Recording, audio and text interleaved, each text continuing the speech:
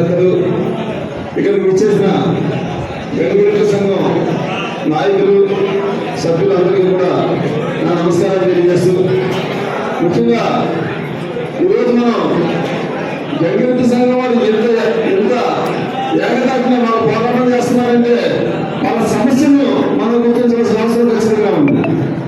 వీళ్ళకి కావాల్సింది ఏంటి అంటే, గత స్వాతంత్రం వచ్చి ఎన్ని సంవత్సరాలైనా కూడా వీళ్ళు ఇంకా ఇదే బాధగా ఉండి మిగిలిన కులాలన్నీ కూడా ఎదుగుతున్నప్పటికీ కూడా మా కులం వాళ్ళు ఎదగలేకపోతున్నారనే భావన వాళ్ళ రావడం అనేది నిజంగా మన భారతదేశం చేసుకునే దురదృష్టం.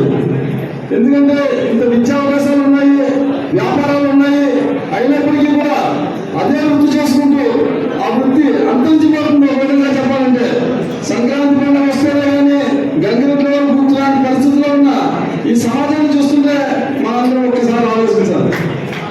మీరందరికీ తెలుసు, గంగిరెడ్డి అంటే సంక్రాంతి పండుగైనా వీళ్ళ పరిస్థితులు ఏంటి, వీళ్ళ భవిష్యత్తు ఏంటి అనే ఆలోచన ఈరోజు చేయవలసిన పరిస్థితిని మన మంత్రి గారి ముందు ఈరోజు తీసుకురావడం జరిగింది. మీ అందరికీ తెలుసు, గతంలో వైసీపీ ప్రభుత్వం మొత్తం ఖజానా అంతా కూడా ఖాళీ చేసి ఈరోజు ఒక్క రూపాయి కూడా లేని పరిస్థితులు తీసుకొచ్చి కూటమి ప్రభుత్వానికి ఈరోజు మీ అందరి సహకారంతో కూటమి ప్రభుత్వం రావడం జరిగింది.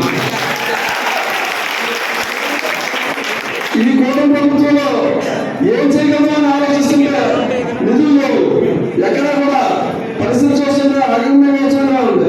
అలాంటి పరిస్థితుల్లో చంద్రబాబు నాయుడు గారు, మన పవన్ కళ్యాణ్ గారు, బీజేపీ గారు అందరూ కలిపి ఏవైతే చేయగలమో అని ఆలోచించి ప్రయారిటీ పెద్దగా ఒక్కొక్కటి చేసుకుంటూ వస్తున్నారు. మీరు అందరూ చూస్తున్నారు. భవిష్యత్తులో ఏవైతే కూటమి ప్రభుత్వం అయితే ఏ హామీని ఇచ్చిందో ప్రతి హామీని కూడా ఖచ్చితంగా సక్రమంగా నిర్వర్తిస్తామని కూడా ఈ సందర్భంగా మీకు తెలియజేస్తున్నాను.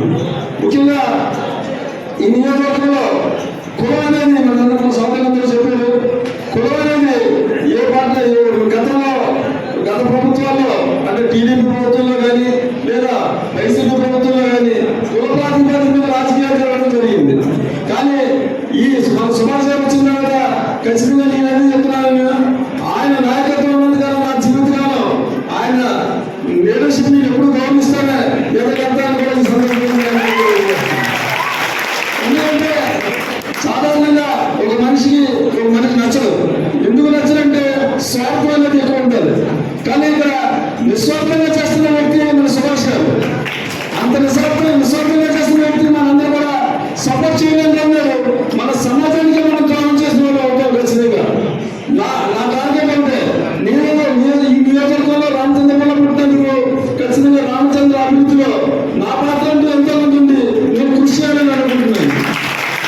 కృషి చేయాలంటే అవకాశం అనేది ఈరోజు మన సుభాష్ గారికి వచ్చింది కాబట్టి ఆయన అన్నింటి నుండి ఈ అభివృద్ధి తీసుకెళ్తున్న ప్రతి కార్యక్రమంలోనే నా భాగస్వామ్యం ఉంటానని చెప్పేసి మీ అందరి ముందు హామీ ఇస్తూ, అదేవిధంగా మీరందరూ ప్రత్యేకంగా మీ కులస్తులందరూ కార్పొరేషన్ గురించి కావాలని కోరుకుంటున్నారు.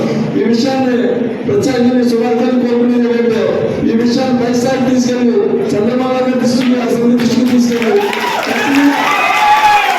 సమస్యలు పరిష్కరించేలా కృషి చేయాలని, అదేవిధంగా ఒకవేళ పరిష్కారానికి అవసరమైన ఉద్యమాలు చేయవలసి వస్తే సరే మనందరూ కలిసికట్టుగా ఖచ్చితంగా